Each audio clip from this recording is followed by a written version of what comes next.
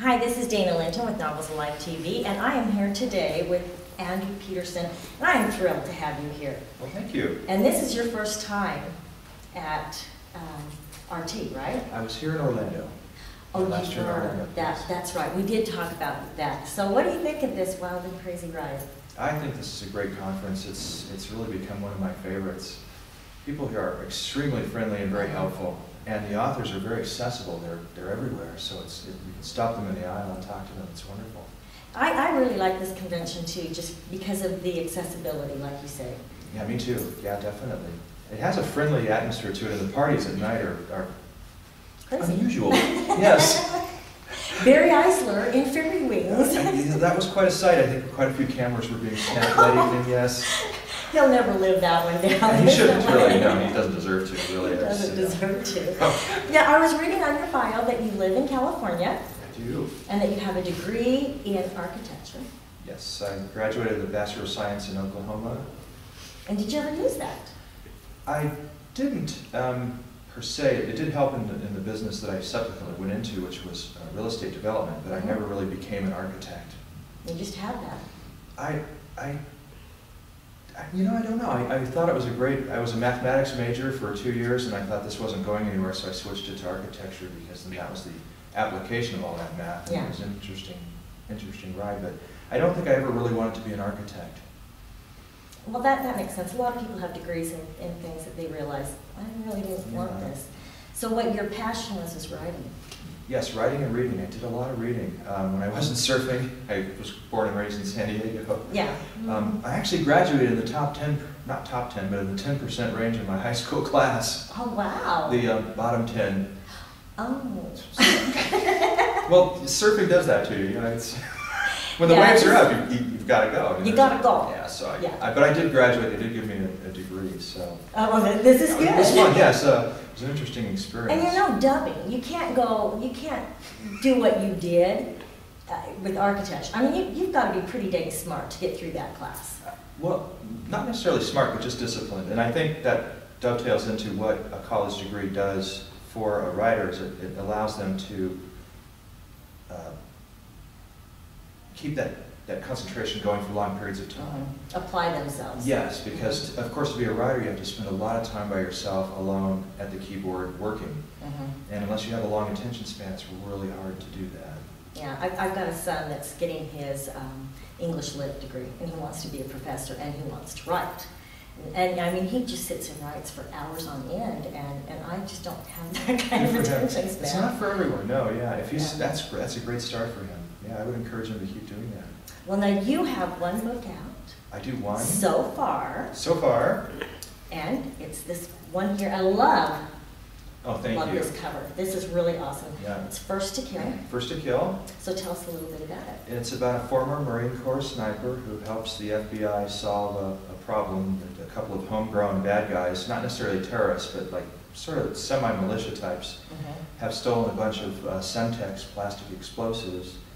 And the government kind of calls Nathan McBride out of retirement to help them track these guys down and recover the explosives. It sounds exciting, and now you've got some experience in shooting. I do. So did you write any of, you know, what you know in the book? Technical long-range shooting is common to snipers and target shooting. We apply the same principles, and so I became a target shooter, and actually got to be pretty good at it. I won the Nevada State Championship in 1995, and then I won a 1,000-yard rifle match against a Marine Corps shooting team in Arizona in 1996. Oh, wow. They were fit to be tied, but there are some civilians that can shoot. They're wondering, who is this guy that beat us? Get over it. Yeah, it's like it happens, but no, they're a great bunch of guys. And so I thought, well, what could I do with that particular interest and hobby of mine? And I thought, well, how about a sniper? So that made good sense to me. And it sounds like an exciting book. So I know you said that you also have some interest in cave diving. Is that what it's called? Yes, cave diving down in the cenotes of Cancun. I was on an expedition to map underwater caves. And yeah, that was an interesting experience. It's not for everyone. If you're claustrophobic or afraid of the dark, it's not a good thing to do. I couldn't, there's no way I could do it. So would that be written into a book because you had that experience possibly? Yes, absolutely. At some point I probably would, yeah, because it was a very interesting experience. And you're a helicopter pilot too. I am, yes, I fly helicopters. Now how did you pick up that? I'm just crazy enough to get in those, it's like strap yourself into a flying blender and hope it doesn't fall out of the sky. Yeah, no lie. No, I had a fixed wing license for a long time, and I always wanted to learn helicopters because they always seem so interesting. Yeah, they're society's workhorses. Whenever you need work done, you call on a helicopter. Oh yeah, yeah. And it was just a way to expand, my personal interests and skills, and it was a lot of fun. Well, is it safe to say that you're somewhat of a thrill seeker?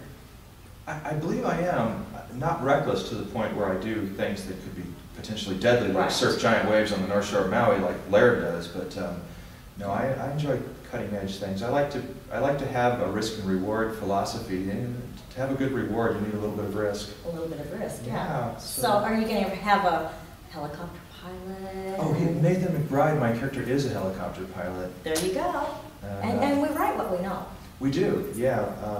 I think in an alter ego, I might have been this character.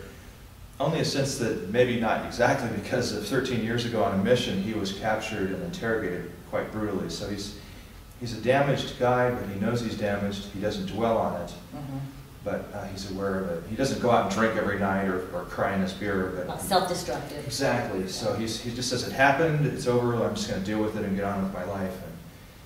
But he keeps finding adventure. What about relationships? How is he with those? Well, he does develop a relationship with a special agent in charge from the Sacramento field office in this book.